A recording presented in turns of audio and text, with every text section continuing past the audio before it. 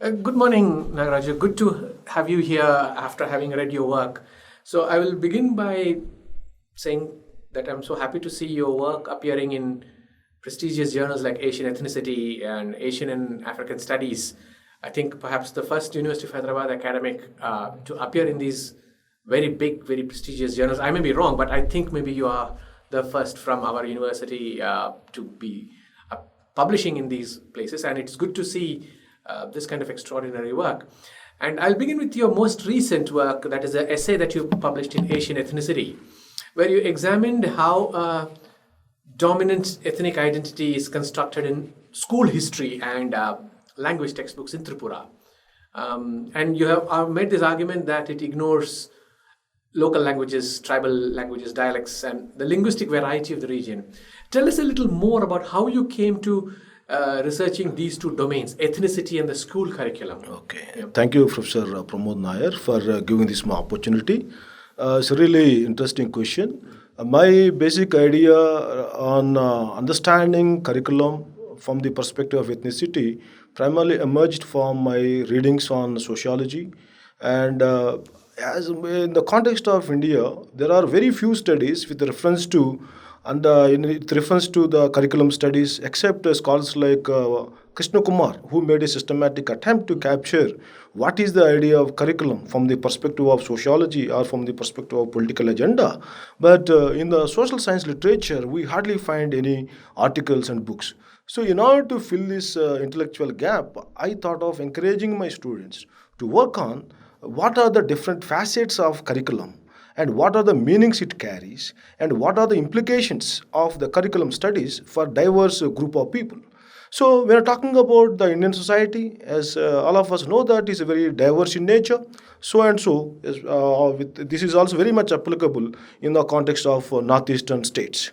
So the Tripura, though it's very small state, but when you look at the complexities, the social complexities of Tripura, it primarily highlights the linguistic diversity as well as the social diversity from the perspective of culture, from the perspective of religion and all. So in this particular work, we have tried to understand what is the nature of curriculum, how curriculum is inclusive in nature.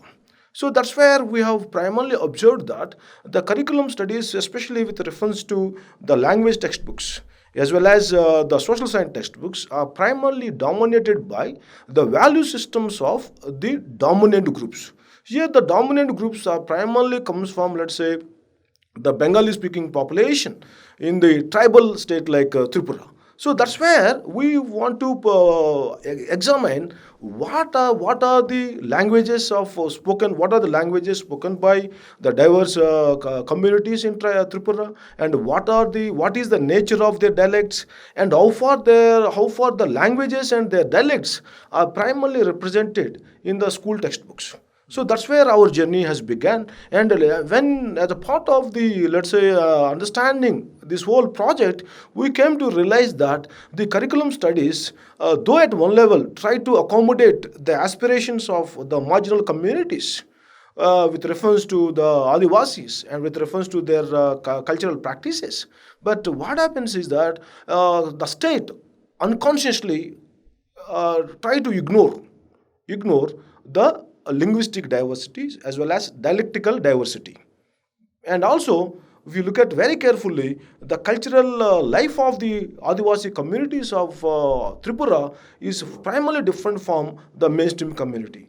But when you are exploring the social studies textbooks, we hardly find these spaces of culture represented by representing the Adivasi communities, and their religious spheres are also not represented in the textbooks. So, therefore, our understanding is to map out what are the multiple themes which are primarily dominate the curriculum studies in the Indian social studies textbooks as well as in the Indian language textbooks. That's how we have started this whole journey with reference to curriculum from the perspective of ethnicity. So, no, though the NCF for 2005 made a systematic attempt to accept the multiple identities of the people, before NCF 2005, there was not at all. There was a kind of domination as well as marginalization with reference to the curriculum construction. So thanks to NC of 2005, now one can see the democratization of academic spaces, especially I would like to say that there is a process of democratization of the textbook space, wherein the so-called marginal communities are slowly acquiring some textual space. So Are they contributing to the textbooks by being part of the production itself, Nagaraju? Or is it all produced in Delhi and the metros and then transferred? So what is the actually active role they play? So very good question, sir. So we are talking about the textbooks. We have to understand that textbooks are prepared by two agencies in the context of India. One is the NCERT textbooks, which are primarily served, which are primarily catering the central syllabus students, CBSE students. Whereas by following the CBSE guidelines, the states also, especially the SCRT, the SCRTs are known for developing these books. But the point is that we hardly find the people belong to the respective regions, and also though they may be members of the textbook writing, but the point is that only the elite of the respective state always try to represent the dominant culture.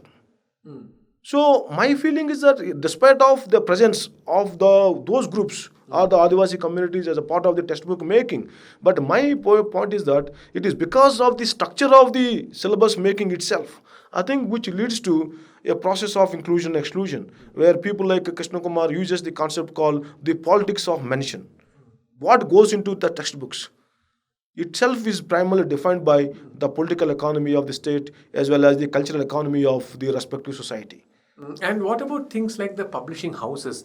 Because you are speaking about a very large market. You mentioned political economy just now. That's why this question. Certainly. There's a very large publishing industry, Right. which generates profits from these textbooks. Right, sir. What did you find in the course of your extensive and it's a very detailed essay in Asian ethnicity? Sure. What do you think is the link between the publishing industry in, say, pockets like Tripura or Jharkhand or all those? I'm not saying you've worked in Jharkhand, but and how do they work with local ethnicity interests, local ethnic identities? Any idea? It's a very good question, sir. Actually, as a publication has become an industry, but in the process, this is where we need to make a difference between the recognized schools and unrecognized schools. In the most of the recognized schools, which are primarily run by the government, as well as the state, as well as the government-aided private schools. So what happens is they follow only the state syllabus. Only the unaided private schools are known for following using some of the textbooks which are published by the private industry. So my point is that when you are talking about the identity making, the identity making is primarily comes from the social studies textbooks as well as the linguistics textbooks. When you are talking about language, on the one hand we have English, on the other hand we have mother tongue language or mother tongue textbooks. So whereas mother tongue textbooks are primarily religious in nature. Most of the time they try to invoke more number of lessons related to religion, as a number of lessons folklore. Folklore and culture. So in the whole process, as I said, only after 2005 there is an attempt to democratize the textbook spaces for the subaltern communities. So otherwise, with reference to your question, the private publishing agencies also they follow the market approach, because I don't think that they follow a kind of very democratic approach with reference to the inclusive curriculum studies. Yeah, and that I remember Kanchelaya making a major point that when he was reading the poetry in English textbooks, he couldn't find his gods in them. And he said, I didn't see the difference between looking at Hindu gods and Christian literature with Christian gods, because my gods were not there in either of them. So when you spoke to the people in the specific context of that particular essay, what was the response? Did they record anything? Yes, they sir. say? It's a very good question, sir. This is the problem. This is the problem with the mainstream textbook writing. So what happens is that only the religious beliefs as well as the cultural practices of the mainstream communities are primarily projected as the ideal and authentic of the respective state. So in the whole process, what happens is that the faith and practices of the subaltern communities are primarily marginalized. So in our text, in our essay also, we have found the same point. So wherein the religious sphere, because most of the tribal communities, until recently, they used to follow the animism, the worship of nature. Right? They are primarily known as, within anthropology, they are known as the worship of little gods. So Ayla also is making that the Ayla position on the gods and the worshipping patterns primarily comes from the little traditions and great traditions. So wherein the subaltern communities are known for worshipping the little tradition or little gods. But unfortunately, the little gods hardly find space in the mainstream social studies textbooks as well as the language textbooks. So I would like to recall my own experience with reference to Telugu literature. When I was a child, we have so many lessons with reference to Sita Swayamvaram, Kanyaka, and also Parvati Tapassu. There are so many lessons. So wherein we primarily exposed to the religious, let's say, sphere of the dominant gods. Right? Of course, I am not rejecting that kind of position. We need to have the multiple positions. But at the same time, it would be nice to, let's say, give some kind of space to the faith and practices of the subaltern communities, so that people from subaltern community, they also try to own the textbook. So one of the reason why people undergo the process of academic alienation. The alienation is primarily comes from lack of their world in the word. As Paulo Freire rightly says, we need to connect between, there should be a connection between word and world. But in the case of the subaltern, they hardly find their world as a part of the word making. If I may intervene here, Nagaraju, Yeah, please. How does pedagogy make that connection between the world and the word? For instance, I am not a sociologist by training, and you're not a literary studies scholar by training. Sir. But is there a way of teaching and reading which will make me understand a sociological text and make you relate to a literary text? So my question is, because you are a teacher and a researcher, and the teaching is a central part of how you do your research. Sir. You do not separate them. Correct. How do you engage with the word so that the people recognize worlds in them? What it would be a suitable, I'm not saying it will be a perfect match, but is there a pedagogic means by which this can be done? Yes, sir. There is at least in social studies and literature, one can use this pedagogy of the oppressed or the pedagogy model developed by people like Paulo Freire. So, what the basic argument of the scholar is that we need to develop the words or the letters, the letters and word and sentences that should come from the experiences of the people.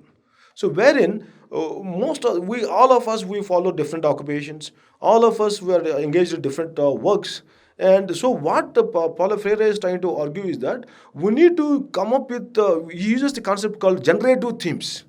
Generative themes, wherein the teacher who is interested to teach the child about, let's say, the letters or about the words, every word should represent the experiences of the respective community. So in a sense, the pedagogy is trying to follow is primarily comes from the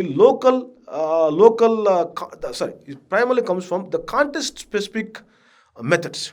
So wherein what happens is that when you apply the context specific method, the student automatically relate to the teacher as well as what they are going to study. So if you look at very carefully, sir, most of our textbooks, we start with A for apple, B for ball, C for cat, that's all. But in the context of village, hardly 2% of the people eat apple. They may not have even seen it. They might have seen also. So what Aile is trying to say is that you use the objects which are used by the common people. So, but unfortunately, as Krishna Kumar says, as a part, when the publication has become an industry, most of the time they try to develop a universal text for diversified communities. That's where the whole problem is coming. That mismatch. There is a wide mismatch because we are reading the one book which was written in the context of London, written some 200 years ago. Of course, we need to expose ourselves to the multiple knowledge system, nothing wrong. But in order to create a kind of an academic inclusion or an academic integration, it's the role of the teacher at least to come up with some kind of examples where the student automatically relate himself or herself to the classroom. I think that's where the We have that problem in literature as well when people are teaching Wordsworth or Shakespeare and people say, there's no connection with my Indian context. A colleague of mine has done some work after the Nirbhaya case. Okay. She made the connection between a very horrific Shakespeare play and how it was taught in class in the immediate months after Nirbhaya. Okay. And they were able to see the connection. So Okay. it need not be their individual context, but you can see how a discourse can operate. We'll now move on to my third key question, and this has to do with the essay you published in 2020 in Asian and African Studies. And like I said, good to see this. I think the first UH academic to be there. Thank you. Wonderful place to publish. Thank you, sir. And you make the point that caste remains influential in 21st century India, but there are more progressive views on intercaste marriages and mingling that prevail among students in higher education. And your case study was University of Hyderabad. Right. So your research indicates that this is mostly the case in metropolitan and elite institutions like UH. Right. I was just curious whether there is a shift in this in Mofussil state and smaller institutions in other towns, or whether this is a specifically metropolitan phenomenon like JNU, UH, DU. Okay. Yeah. So, it's a very good question, sir. When you're talking about university is a space of modernity and a symbol of progress. So, as Shivishnath and several scholars, they primarily, and also Professor Pramod Nayar also published number of articles on the idea of universities. But my area of interest is primarily comes from understanding university from a sociological perspective, wherein what is the meaning of university to the diverse students of diverse background, and what are the value systems they share, and in a way how universities transforms the value systems of the people who come up with different ascribed identities as well as different ascribed ideologies, right? So the moment they join the university, what kind of value systems they undergo by learning from the classroom as well as from learning from different spaces in the universities. So my study based on empirical work in our campus, where I made an attempt to understand what are the perceptions of students on the notion of caste with reference to the intercaste marriages, with reference to the changing value system on the notions of purity and pollutions, and the several value systems which are associated with the caste is primarily debated in this particular article. But to my surprise, I have primarily noticed that a number of students, the majority of the students are very much in support of the intercaste marriages. So that's where we need to understand that the progressive values are primarily cultivated by the university, and at the same time, though this study is based on based on the University of Hyderabad, but I would like to argue that it's not only the case of University of Hyderabad or any other elite universities like DU or JNU, but I'm sure in most of the even state universities also one can see a sense of love and affection, and also a sense of romance which goes beyond the caste and class. At one level, it goes beyond the caste. So that's where my argument is that university as a space opens the alternative ways of knowing the other and alternative ways of interacting with the others. Yeah, which is exactly how you phrase it, if I recall that essay, where you say specifically about knowing the other. You use that phrase in that particular essay. Right. So therefore you are seeing the university as a very significant political, social space with a lot of potential for social transformation. Of course. Yeah. Yes, sir. Yes, sir. Because I would like to argue that based on my own experience as a student of this university as well as the faculty member for last 16 years, I would like to argue that the University of Hyderabad has transformed the lives of hundreds of people who primarily comes from the first generation. So they came to university as a son of a, let's say, agricultural laborer, as a daughter of a working class employee. But the way they underwent the, let's say, the training, it is the university which primarily transformed these people, not only as a good, let's say, academicians, but also as a person with a social vision. So I have seen several number of students from first generation background who successfully completed their PhDs, who now we are working as a faculty member in number of central universities. Number of central university. That's really very heartening to see. Yes, there are, most of them are primarily comes from social science and humanities. Yes, yes. So and that means the social vision is being carried forward as well. Of course. Yes. So that's where, really good. yeah. So that's where these students, for these students, this whole social transformation has happened because of their entry into the university. That's where I found that university is primarily works as a vehicle of social mobility, as a means of social transformation. Because an individual who comes from the working class background, who become, let's say, a PhD holder, who became a scientist or who became a professor, they are going to transform the lives of their immediate families as well as their entire, let's say, extended family. And these same people are going to be considered as a symbol of progress in the respective communities as well as in the respective villages. So in that sense, I would like to argue that university creates number of symbols. But because we are talking about symbol of inspiration, we tend to approach the symbols from the macro level perspective, from the national perspective. But we forget the symbol of inspiration from the micro level. I think that's a very interesting way of thinking about it, because we only see social transformation, gender at the national level or caste at the national level, but there are these structures that contribute to these. Exactly. So it's a kind of micro social way of thinking about it. Exactly. That's very interesting, and I note that those are echoed in your Asian ethnicity essay as well. I mean, both those essays actually do speak to each other. Sir. Though your Ghansham Shah volume essay is slightly different, but these two, Asian African studies and Asian ethnicity, do speak to each other. Right. I'll conclude with a question that you don't have to give us every single detail of this, but we would like you to tell us a little bit about your international collaborations and the network within which you are situated as a sociologist of education, which is not a very common field to work in here, and the future directions of your research. Okay, thank you. See, the sociology of education as a branch of knowledge is considered as one of the marginal discipline within sociology. But for last 15 years, we have been working, at least in the context of our university, I have been working on this particular field, by both through the teaching as well as by carrying out a number of projects. So I have been trying to engage myself with international, let's say, colleagues who are working in sociology of education. So I had a collaboration with Department of Sociology, University of Johannesburg.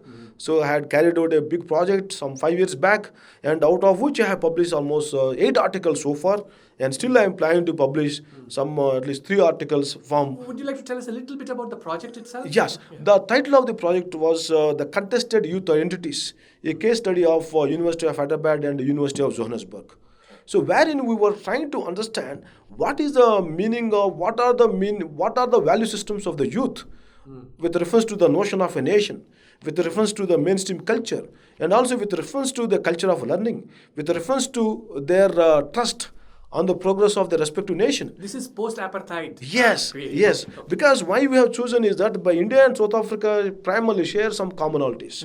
Because both these countries are victims of colonialism, and both these countries are undergoing a transformation, right, which are very positive transformation. But despite of the transformative efforts of people like Nelson Mandela in the context of South Africa, in the context of India, Mahatma Gandhi and Jawaharlal Nehru and Ambedkar and several others. But the point is that the social change is always a very slow process. Right? It's very difficult to change the value systems. One can change the technology, but one can't change the values. Right? So that's where, as we were very much keen to map out the multiple meanings of the youth on diverse issues which are confronted in the context of India and South Africa, with reference to the idea of culture of learning in the university spaces, with reference to the safety and security in the university spaces, as well as the outside spaces, and with reference to the nature of gender interaction, with reference to the nature of the social interaction on the lines of caste, class, and religion, and also with reference to the notion of the sex and sexuality, which were primarily debarred until recently. Only thanks to the English literature as well as some of the sociologists, we are making an effort to secularize this particular, let's say, area of research. So in this particular project, we have touched upon almost 15 themes, which 15 themes in 15-page questionnaire. So where that's really huge questionnaire, and thanks to the social department both in South Africa as well as University of Hyderabad and also university, they primarily gave me a lot of encouragement.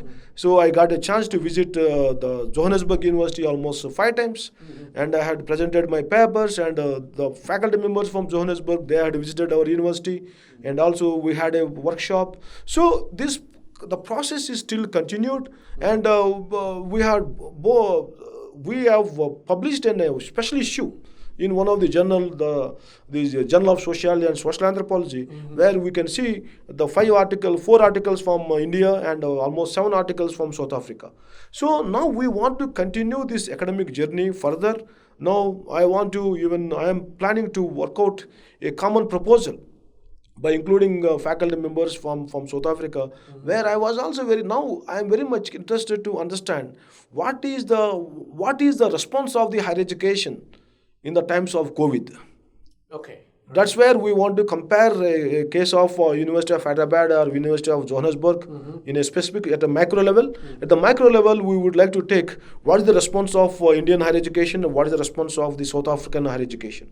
So that is one of the proposal that you have in mind. And you've been discussing with these places also. Okay. Right. I'm fascinated by the choice of regions as well, because India's connection with South Africa, politically, socially, economically, it goes back far in time. You said you published 8 pieces from that particular collaboration. Yes. Where did these appear? Would you like to tell us? Almost 4 articles we have published in a special volume. Yes. That is in Journal of Sociology and Social Anthropology. And the other articles I have published in, let's say, Journal of Asian and African Studies, one, and also I published another article on one of the book. So now I've been planning to publish at least 2 articles which are there in my mind, sir. So all this has come out of your collaboration. Yes. I would think of it as a very productive collaboration in that case, because if you are able to give us this huge corpus of publications from that project, it's excellent. Exactly. And your future direction of research beyond this one about higher education and in time of COVID, is there anything else that continues what you have done so far? Yes. I am also planning to work with colleagues from University of Massachusetts, America. I have been in collaboration. I am in touch with them. We are planning to I think one paper is under progress. We are going to, that paper is going to come out very soon. It is also with reference to the idea of affirmative action policy, a case of India and America. So where this article we are going to submit to the special issue published by the Springer. All right. So with South Africa also, where this higher education and COVID is one aspect. Rather, we were also trying to look at the idea of caste and race and gender with reference to higher education. We are planning to come up with a kind of larger agenda with reference to what are the meaning makers in the higher education. And what kind of change the higher education primarily produces. So I think that's where one can go for a kind of comparative study between... and it's a much larger picture, isn't it, then in that case, because you compare different systems. So you've got your South Africa, you've got India, and now you're getting the United States and its systems also involved. Well, it's been a pleasure talking to you, Nagaraju, and I'm delighted that you have produced so much work consistently. It's not a one-off paper here and there. Thank you, sir. And I look forward to seeing more of your work, and all the best for your future projects. Thank you, sir. Thank you so much. Thank you so much for giving this opportunity. Thank you so much.